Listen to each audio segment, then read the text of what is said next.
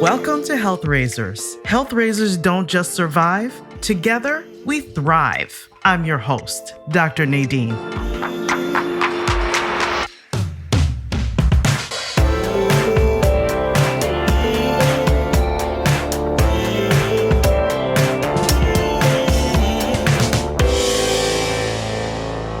So first of all, thank you very much, Seth, for being here. You are, very important to me. You've been a virtual mentor, and I've learned so much from you. So I have, with time with this podcast, really come to appreciate that it's something that can serve not only my audience, but myself as well. So when I find myself struggling a little bit, I reach out to the people with whom I intentionally surround myself, and you being one of those people. Lately, I've been thinking a lot about the practice of curiosity, and so I've been reaching out to who I consider my curiosity superheroes in my life, and you are one of those people. So I'd like to begin by talking to you about curiosity in a holistic sense, not just from an intellectual sense where we normally would go with our thinking, but how it serves us in our lives, making us healthier people overall. So my first question to you then would be, what is curiosity to you? What does it mean to you? I think curiosity is the desire to inquire about things that most folks would accept as the status quo. Is it a conscious practice to you, or is it part of your lifestyle and relatively unconscious, like a habit? What does consciousness even mean? I think that plenty of brain science confirms what philosophers have known for a few decades, which is that free will is a myth and that voice in our head happens after we decide to do something, not the other way around, which we could talk about all day, but it's not the topic of today's conversation. So given that that's the case, everything we do is unconscious. The question then is, do we make up a story afterwards? And in my case, I have a practice of being curious. And I think it started intuitively when I was young, thanks to my parents and who knows what. But over time, Arnold Schwarzenegger lifts weights and I'm curious. That is what I do. Thank you for bringing up your parents, because that was something else I was wondering about. Is it something that you consider nature, nurture, a combination thereof? Most things are probably a combination. In my case, I think that I found fertile ground for the curiosity that arose. Most kids that I've ever met, and I've met a lot of kids, are curious because they have not been indoctrinated into not being curious. And if you are surrounded by enough people who push you to not be curious, it's quite possible you will lose the spark. Mm-hmm. And on the other hand, if your peers and your family setting rewards you for being curious, it's more likely you will be. What would be your advice to someone who is letting fear get in the way of curiosity? You can't make fear go away. And, a great wire walker or trapeze artist will tell you that they still feel fear. The question is, what do you do with it? The same way a marathon runner feels tired. What do you do with it? So if you are confronting fear when it's time to be curious, first thing I would do is explore, is that fear helpful? Where did it come from? How do you use it as fuel? How do you use it as a compass? Because most of the time, in most settings, the penalty for being quietly curious is very low. That's different than, snooping around a military installation in the middle of the night because you're curious about what's in there. They might shoot you for that. Mm-hmm. But if you're curious about why this crypto is going up, or why that entrepreneur is succeeding, or why baking soda and vinegar were mixed together fizz, you can explore the curiosity without a lot of downside. So for those that may be very curious by nature and allow that kind of pull without any guardrails, without any sort of discipline to help rein it in a little bit, how does one follow through then on projects and not just kind of get lost in the curiosity itself, in the pursuit of it? Right. So the curiosity is the first step. It is the kindling. But if we don't ship the work, it's just solipsism. It's just a way of amusing ourselves. And you and I both know plenty of people who have taken curiosity and done nothing with it. So the question then is, how generous do you want to be? How generous do you want to be in sharing what you learn, sharing the questions you want to ask with people who will benefit from hearing them?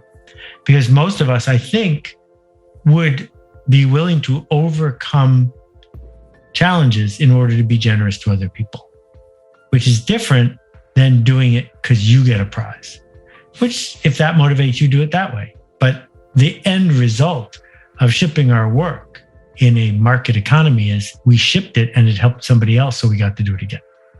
What's a good example in your life where curiosity has really served you well? I'm struggling because I have trouble thinking of times when it hasn't served me well. And that's just my narrative of the world. The number of times that I have gotten less, been less productive, been less helpful because I refuse to be curious is very, very low. That if you're just a cog in the machine, the biggest benefit you get is you don't have to wonder about whether you're complying or not. But there's no real other upsides. And to be curious is to enable us to make things better because we can show up in a way that the organizer didn't expect and shine a light on things that could be improved. We both know Mendel Conway, and I spoke to Mendel about curiosity a little while ago, and his narrative is that curiosity did get him into trouble a lot when he was young because he wasn't fitting in. He wasn't that cog in the wheel, and he wasn't willing to just accept what the teachers in school were telling him. Okay, so first of all, few people have had as much privilege as I have in terms of getting the benefit of the doubt, and I don't deny that. But we have a semantic challenge here, which is there's a difference between being curious and what you ship and how you act once you have sniffed around and discovered something. And so, yeah, I got almost expelled from school more than once for provocatively asking questions because I shipped that work to deliberately make people in power uncomfortable. But that wasn't being curious. That was shipping provocative work. Those are two different things. So you don't necessarily consider, because the way I've been thinking about it lately is I've been thinking about curiosity as a posture and as a verb. So I don't necessarily know if I'm, in my mind, separating the two. I consider, yes, the curiosity is the kindling, as you said, the little bit of the fire, but I also consider it just a way of being almost holistically so that I can, in the moment, say, in relationships that matter to me, stop and ask myself, is the next thing I'm going to say or not say helpful in this situation? And that does take being curious in the moment. And to me, that takes a proactive stance. Yeah. I mean, I think I wanted to show you something here, but I don't think it's here anymore. So let's divide this into the two pieces then. Are you familiar with the drinking bird science experiment? It's a glass, I don't know what kind of bird that is, a flamingo that dips over and over again into a thing of, all right, most people have seen this experiment. And the question is, as you watch it dip over and over again, how does it work? So I would like to argue that to be curious is to say to yourself, when you see the drinking bird, how does it work? Because perpetual motion machines are impossible. How is it that it keeps going back and forth and back and forth and back and forth? Almost nobody looks at the drinking bird and asks, how does it work? That is indoctrination. That is you being told, you don't understand science, you don't understand refrigeration, you don't understand electricity, just do what's convenient. You don't need to know why the light goes on when you open the fridge. It just does. So if we don't have curiosity, we can't do anything that is useful to the system because we forgot to ask the question. And I have done the drinking bird experiment with many, many kids and said, how does it work? And they'll look at it for a few seconds and almost all of them will say, I don't know, tell me. And they will be ready to write down the answer. So if it's on the test, they will get it right. And it breaks my heart because I just want to say, I have said, let's figure it out. You can ask me tiny questions like, what is it made out of? So you can figure out using your curiosity how it works. But please don't ask for the explanation because you've given up agency. So what your point is about being curious about our own feelings, metacognition, thinking about thinking, understanding how to be mindful in the moment, these take a posture of curiosity. And then the question is, what do we do with it? And I have seen many people who, I'm going to use a provocative phrase, have been to too much therapy, and they just like blurt out whatever they're curious about. And in our culture, that's just obnoxious.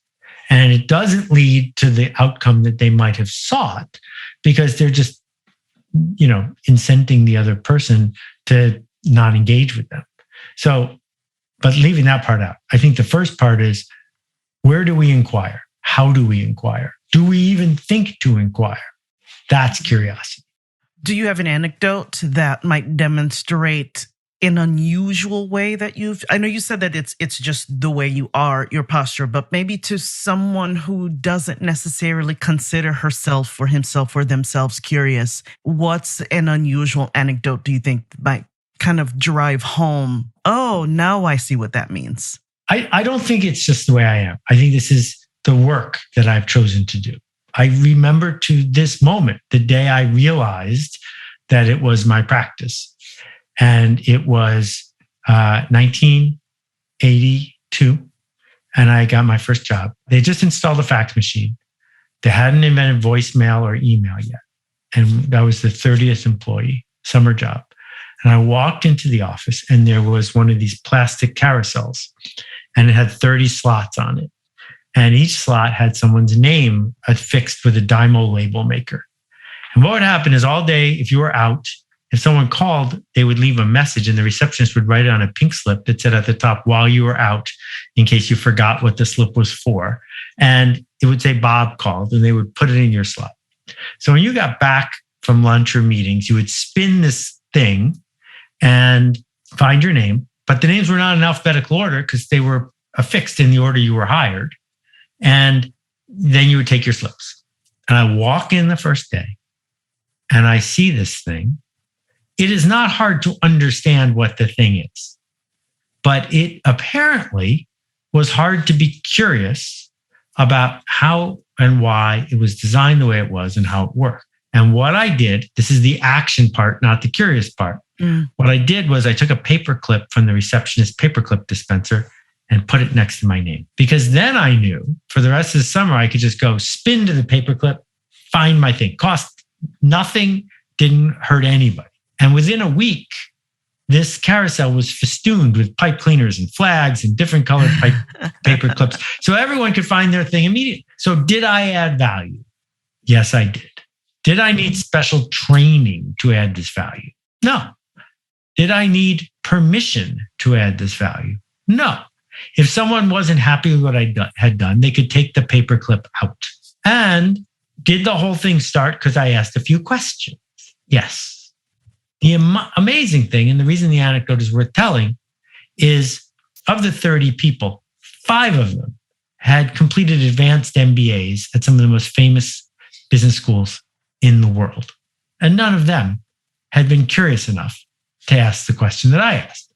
That doesn't mean I was better than Bill Larson, who went on to become a billionaire, but it means that I had a habit. And my habit was, this is new. How does it work? How could it be better? And I think anybody can develop that habit. Okay, so going back to the example that I gave in personal interactions, you said, if this is new, what if this is old? I've seen this before. And so I'm going to, I don't want to say fall into the trap of, but I think we do. Yeah. Or we're a little bit complacent when we don't say, when we don't pause and say, how can I look at this differently? Yes, brilliant. Brilliant, because I fall into this trap all the time. It has to do with sunk costs. It has to do with conservation of energy. Sunk costs, because if we already made the decision, if we already decided to be with this person or have this kind of bicycle, we don't want to revisit it because we might have been wrong. That's a sunk cost. And second, conservation of energy, because if every single time I see my bicycle, I'm curious about every single thing in it, I'm never going to do anything else. So it's much easier to be curious about new things, but probably more important to be curious about old things.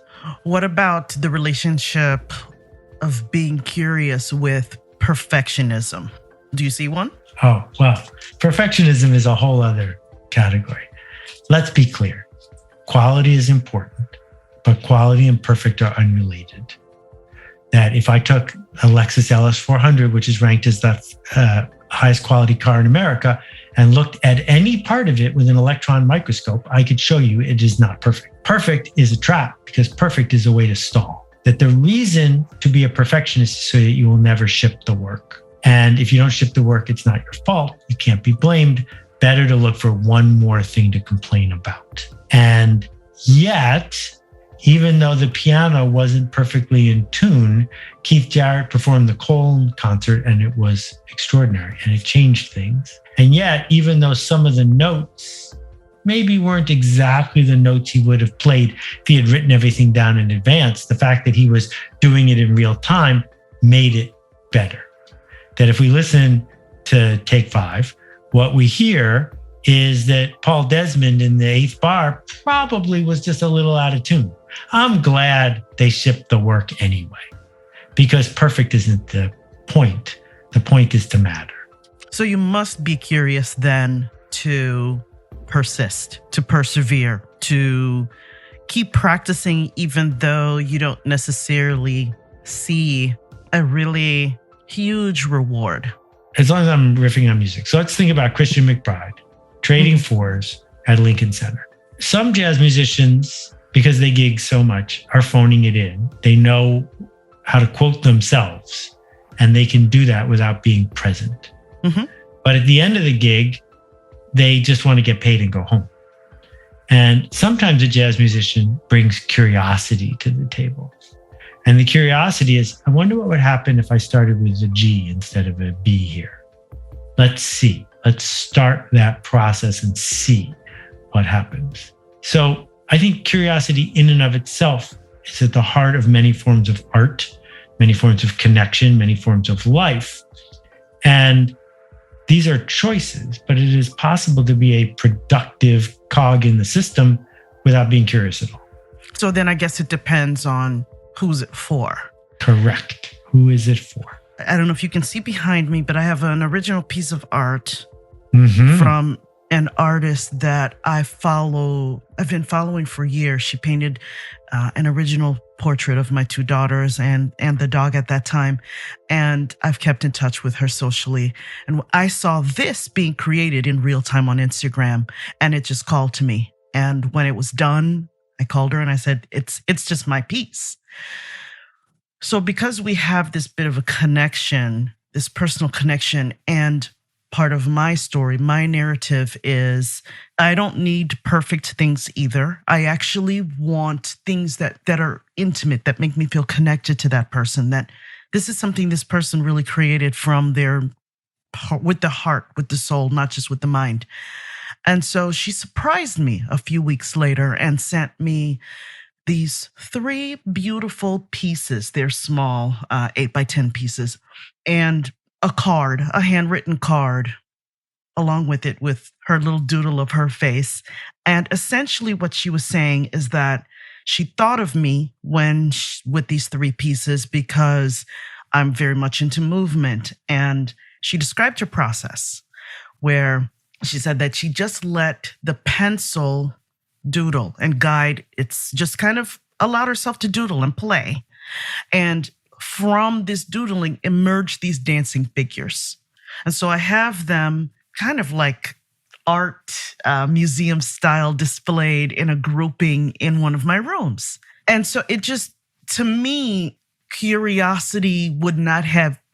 a lack of curiosity would not have yielded that process of let's see what comes out of it. She didn't sit down and go, I'm going to doodle three pencil compositions of women dancing or figures dancing. Can we call this experimentation instead of curiosity? What's the difference? I view the kind of experimentation that you just described as purely non-intellectual. There was no construct when she began. I view the kind of curiosity I call curiosity as I am outside of whatever thing I'm inquiring about. A system exists. Can I understand the elements of that system and what it might respond to? It can be about something else I am experiencing. But for me, curiosity is this level that is different from the flow of immersion in craft, right? That there's a step back of I wonder. Curiosity usually for me begins with I wonder. And I think that what you described is an intuitive craftsperson who said, here's some paper, here's a pencil, without any narrative, without any attachment, without any direction. Let me see what transpires. I think that's really valuable. I just don't know if I want to call that curiosity at the intellectual level that we have been discussing so far. A different flavor, maybe? Sure. Yeah. I mean, words are nothing but things we try to pin to emotions anyway. Is one capable of coaching curiosity in another human being so that they can achieve what you might see? Potential. Do you think curiosity is a skill? Yes. Well, then you answered the question. Right?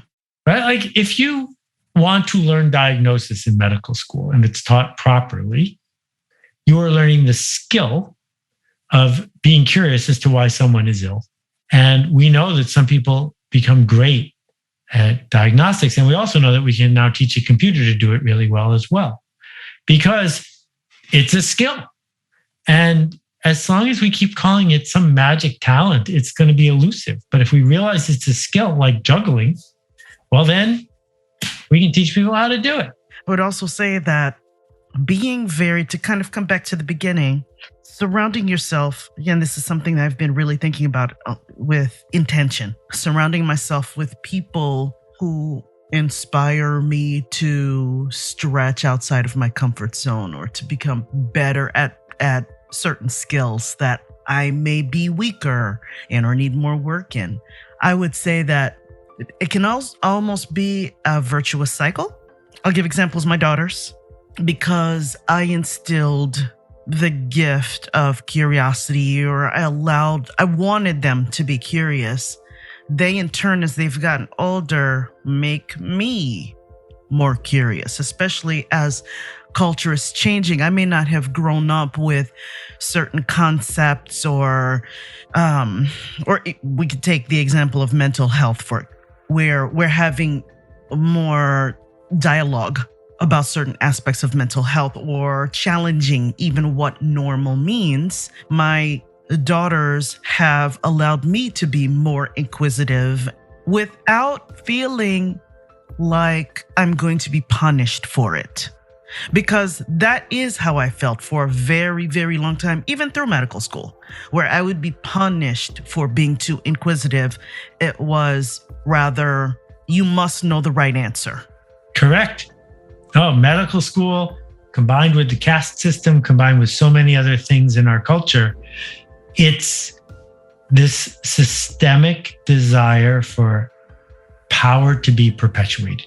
And often people who feel fragile think that someone inquiring will soon lead to them being exposed as a fraud.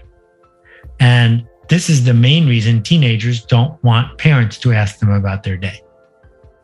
Because a teenager is carrying around a very fragile cocoon of self-esteem that is based on nothing. But as soon as inquiry arrives, they are worried that they will be seen for who they really are, which is a babbling ball of insecurity. And so it's easier to just say, nothing, go away, I hate you, than it is to respond to the inquisitions that are coming. And the same thing's true, for example, for psychiatrists, because psychiatrists have no clue how the medicines work. None. And it's so much easier if you just say, how many pills did you say for me to take? Not, can you please explain the mechanism of why this is working and not that? Don't say that, because then you will be puncturing the system.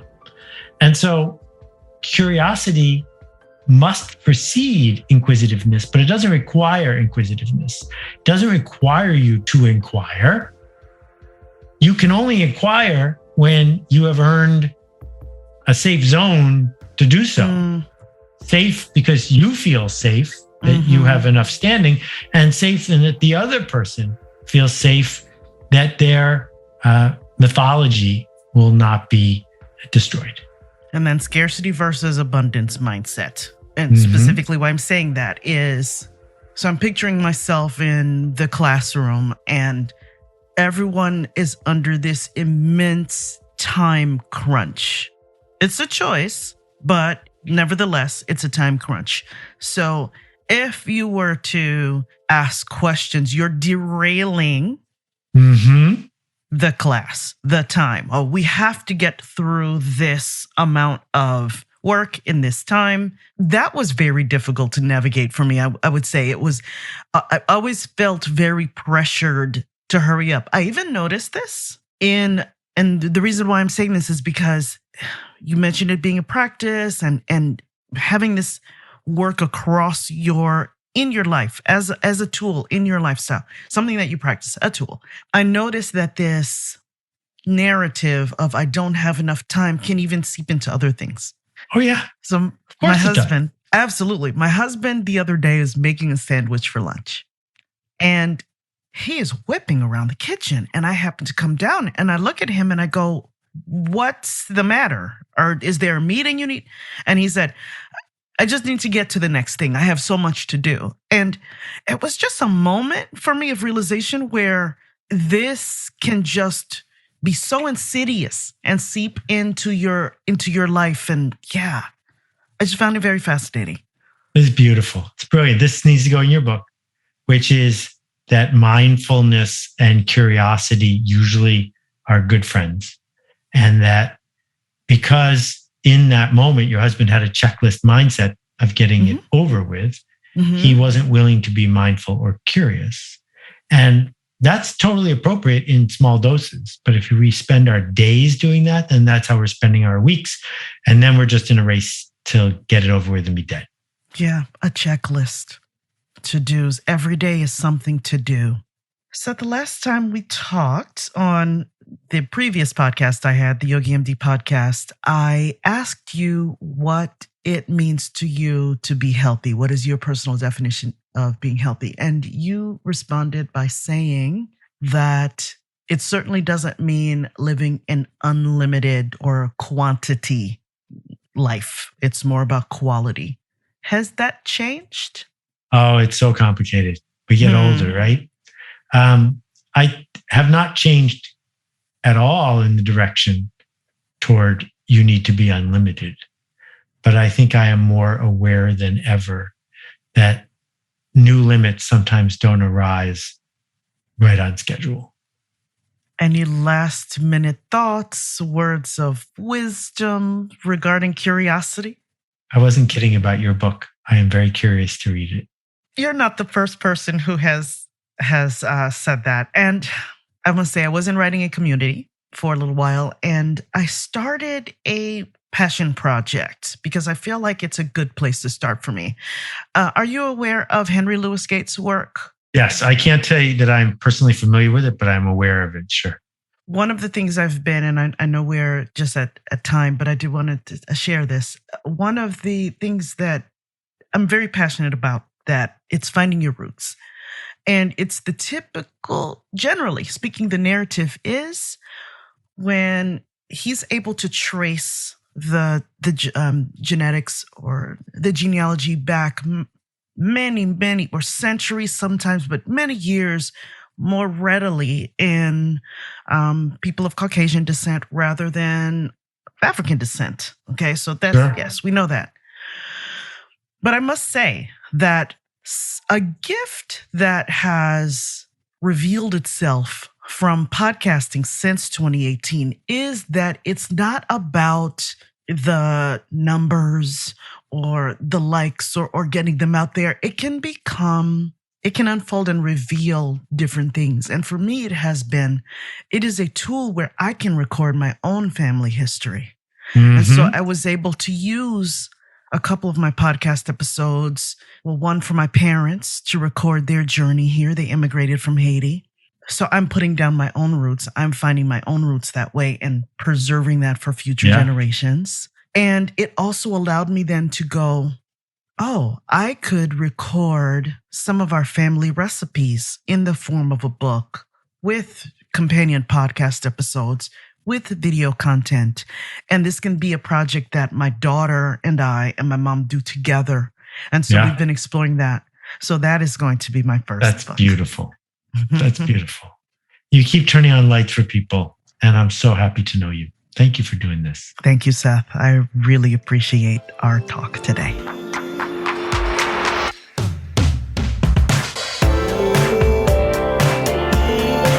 Do you know a lovely woman who would enjoy practicing yoga with us from the comfort of her own home? We foster a peaceful, happy, and safe space in our online yoga classes. Community and relationships matter, so there are no more than 10 women per class. And because we want it to be a good fit, the first month is free for new students. So what are you waiting for? Join today. Book at npkhealthintegration.com. Hope to see you soon.